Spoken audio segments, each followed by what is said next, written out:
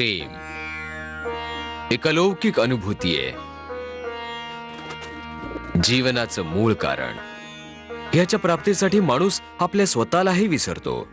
असं समजा की माणूस आणि ईश्वरादरम्यान प्रेम सेतूचं काम करतो. खुदाबख्श गालिबचा एक सुंदर शेर है, तस्कीरा सोज़े मोहब्बत का किया था एक बार. तस्कीरा सोज़े मोहब्बत का किया था एक बार, तादम में मर जुबान से मेरी छाले ना गए. सुभान अल्लाह. प्रेमाची आग जी काळजात जळते, तिला फक्त एकदाच सांगितलं तर शेवटच्या श्वासापर्यंत जुबान से छाले ना गए. वाह, अद्भुत. यापेक्षा चांगली प्रेमाची व्याख्या आणखीन काय असू शकते? जर हेच प्रेम असेल तर लोक आपल्या माणसांना विसरतील, मग देशाची कुठे आठवण राहणार? मी तर माझ्या आयुष्यात कधीच असं प्रेम करणार नाही, कारण की माझ्या हृदयामध्ये तर केवळ या फिरंग्यानं हकलून द्यायची आग जळते. मनुताई, मी सांगू प्रेम काय असतं? सांग ना. मनुताई, जरा खाली वाक. हे घे.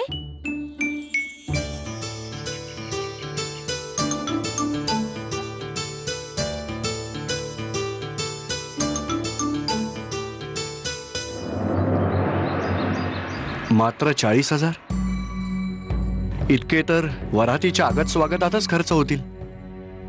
आणि आपण तर जाणता श्रीमंत सरकारांचा हात किती सढळ आहे. पण मोरोपंतजी, आपण करू काय शकतो? मागच्या साली फिरंग्यांनी पेन्शन पण संपूर्ण पाठवली नाही. पण सखाराम पंत, या गोष्टीची श्रीमंत सरकारांना जाणीव करून देणं अगत्याचं आहे. अन्यथा अप्पा, ये बाळा. अप्पा, हे प्रेम काय असतं?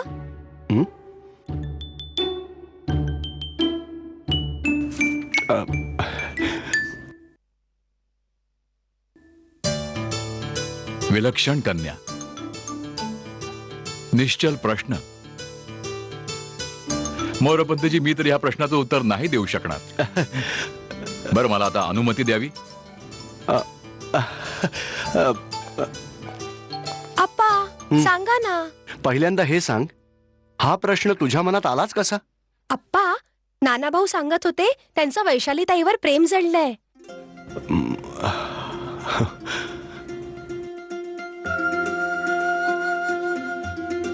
एक काम कर बाळा, जा रामायण घेऊन ये जा.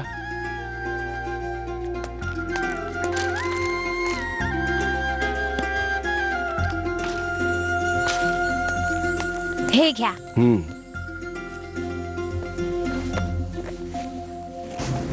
प्रेम,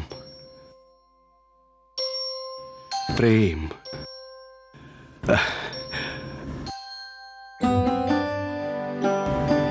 बाळा, तुला प्रेमाची व्याख्या समजावणं जरा कठीणच आहे. जेव्हा मोठी होशील स्वतःहूनच कळेल ते. परंतु इतकं लक्षात ठेव, जेव्हा मर्यादा पुरुषोत्तम श्रीरामचंद्रांनी पहिल्या वेळेस सीतामाईला पुष्पवाटिकेत पाहिलं, तेव्हा त्यांना थोडं असंच काहीसं वाटलं, जे ते त्यांचे लहान भ्राता लक्ष्मणाला सांगण्यास असमर्थ होते. गोस्वामी तुलसीदासजी म्हणतात, सीय देख शोभा सुख पावा, हृदय सराहत वचन न आवा. अर्थात सीतामाईला पाहून श्रीरामचंद्रांचं हृदय प्रशंसा तर करतच होतं, परंतु ते सांगू शकत नव्हते. अप्पा, मला अजूनही कळलं नाही, जर प्रेम जडलं तर काय होतं?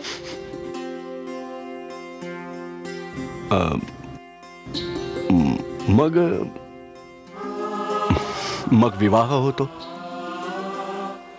जसा श्रीरामचंद्रांचा सीतेशी झाला. हो. परंतु बाळा, विवाह हा एक सामाजिक संस्कार आहे, ज्यात दोन कुटुंब स्वतःचं अस्तित्व विसरून एकरूप होतात. जसं जेव्हा तुझा विवाह होईल तेव्हा तुझ्या आणि तुझ्या पतीच्या परिवारातून एक नवीन परिवार जन्मास येईल.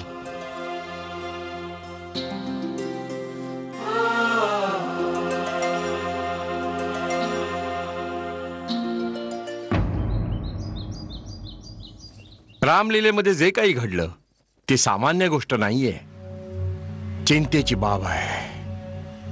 प्रेक्षकांमध्ये आपण हिंदुस्थानांशिवाय फिरंगी पण होते. काय प्रभाव पडला असेल त्यांच्यावर. हेच तर त्यांना हवंय की आपण आपसात लढावं. श्रीमंत सरकार, आपली प्रत्येक गोष्ट अगदी सत्य आहे. आचार्य बादरायणांचं वागणं अधिकाधिक कडवट होत चाललंय. इथे आपण स्वतः एक शक्तिशाली मराठा असूनही त्यानं विनम्रतेनं मस्तक झुकवून भेटतात. त्या उलट आचार्य बादरायण नेहमी आपल्याला अपमानित करत असतात. अण्णासाहेब, आपल्या मन्नूताईने वैशालीताईला वाचवलं. मनू,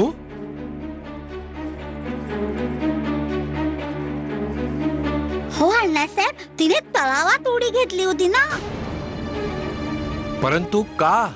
आजोबा, ती आपल्या नानाभाऊंवर प्रेम करते.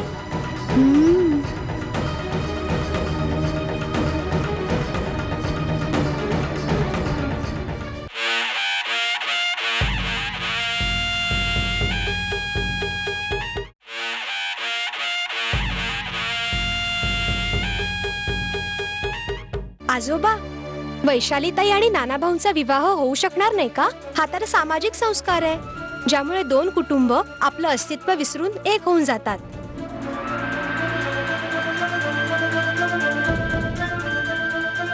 आजोबा, काहीतरी करा ना. नाही बाळा, हे संभव नाहीये.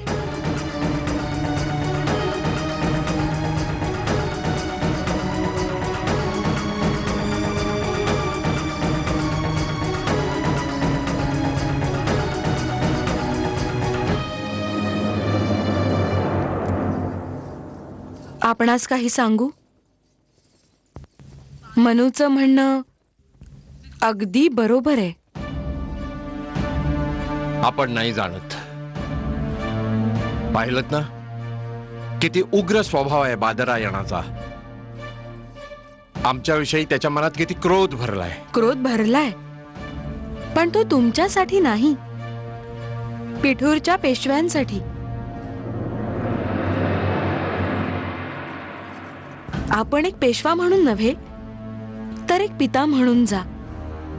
मग पहा, ते नक्कीच आपलं ऐकतील.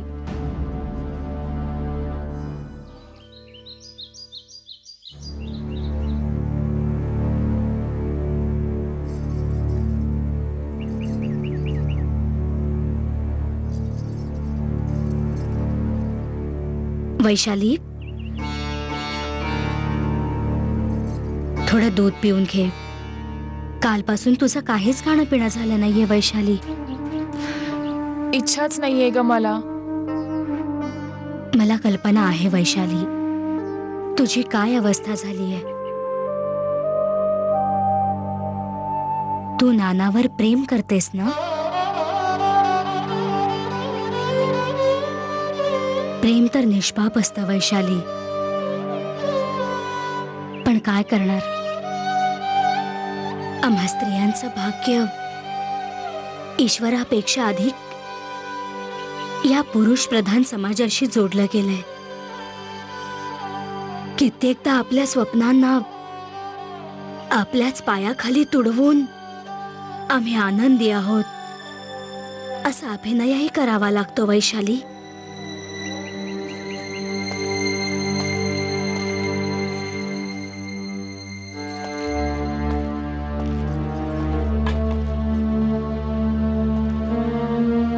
ऐकलत का? वैशालीला खूपच ताप आलाय. जर वैद्यबुवांना बोलावलं तर. यशोदा, बराच सखोल विचार केल्यानंतर मी या निर्णयास येऊन पोचलोय की या समस्येचं एकमात्र निदान आहे विवाह. शीघ्र विवाह.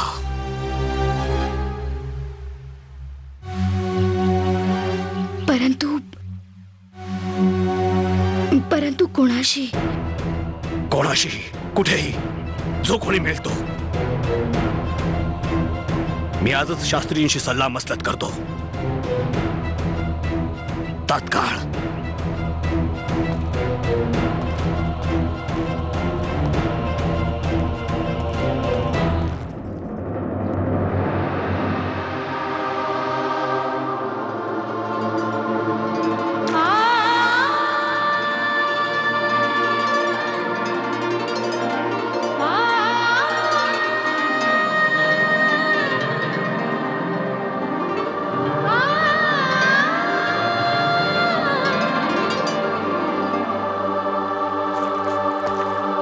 बाळा.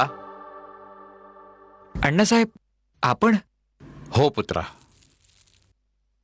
आम्ही तुम्हाला काही विचारायला आलोय.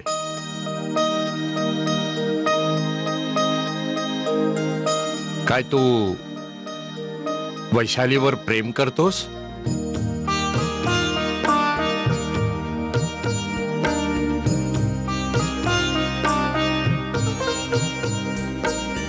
सांगावं. आपण पण ना अजूनही विचारताय.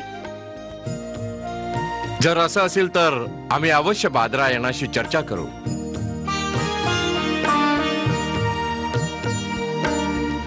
मोरोपंत, तुमची मुलगी आमच्यासाठी सौभाग्य बनून आलीये. इंदूची सोयरीक पण मनूमुळेच जुळून आली आणि आज नानाची सोयरीक पण मनूमुळेच शक्य होणार आहे. अशी प्रतिभा विराट जन्मास येते मोरोपंत. हे देवा, तिचा वरही तिच्या प्रतिभेस योग्य दे. आमची तर अशी इच्छा आहे की ती एखाद्या राज्याची महाराणी बनावी.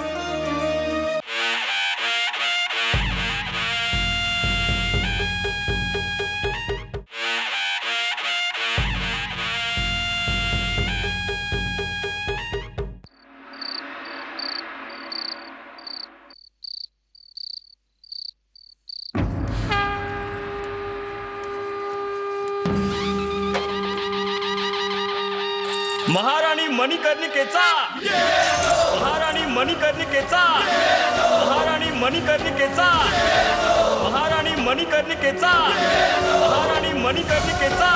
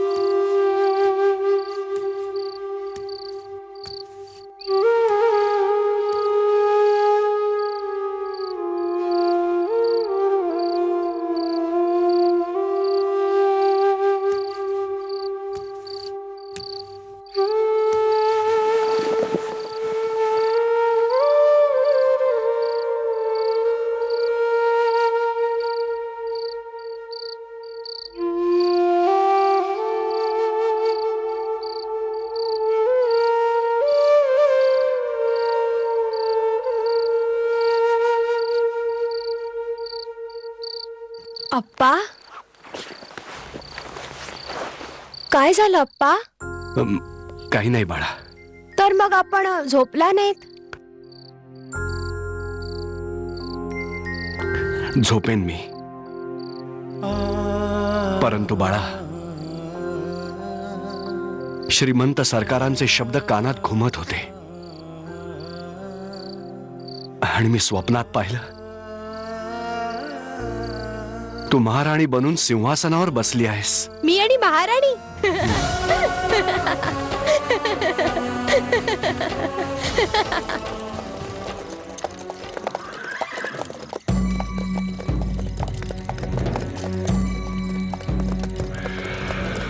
श्रीमान, आम्ही झाशीहून आलो आहोत.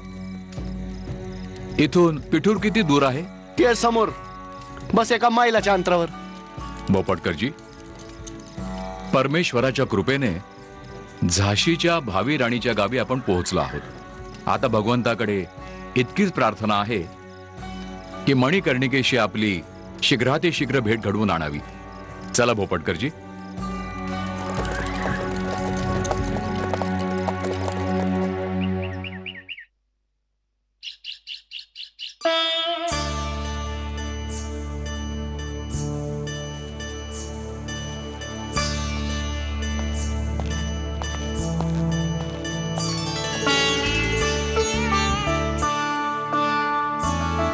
हे नव्हे, ढाक्याच्या बाजाराहून जे उत्तरे आणले होते ना ते आणा.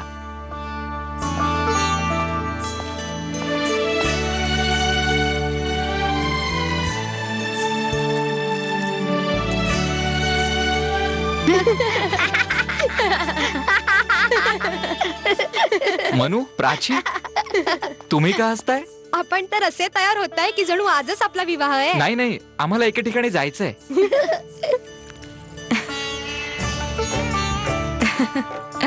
इथे आणा.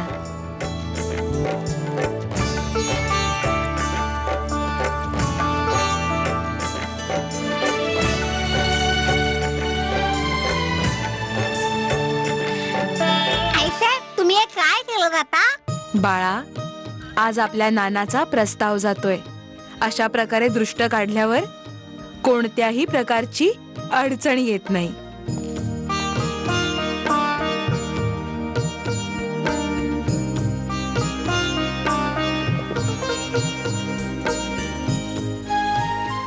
तुम्ही कुठे निघालायत का? आजोबांसोबत आचार्यजींकडे. नाही नाही बाळा, आता तर केवळ संबंध जुळवायला तुमचे अण्णासाहेब प्रस्ताव घेऊन जातील. अशा वेळी वर नाही जात तिथे.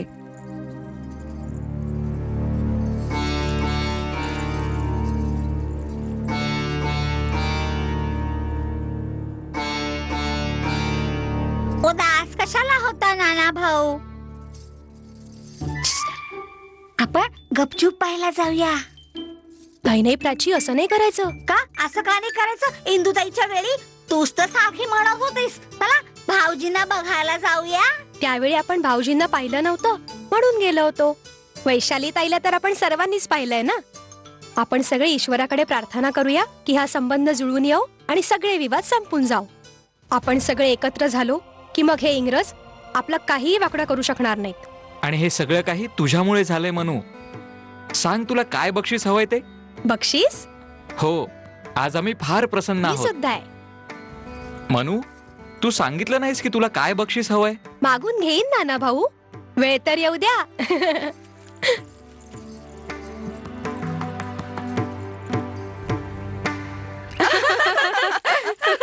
आता लवकर तू पण नृत्य शिकून घे आणि झाशीला जा. कुणास ठाऊक, झाशीच्या राजाची नजर तुझ्यावर पडेल आणि तू पण झाशीची महाराणी होऊन जाशील. काय झालं शांता, तुम्हा सगळ्यांना हसायला काय झालं? ही देखील आता झाशीची स्वप्न पाहतेय. झाशीची स्वप्न? हो, झाशीचे राजा त्यांच्यासाठी महाराणी शोधतायत. का?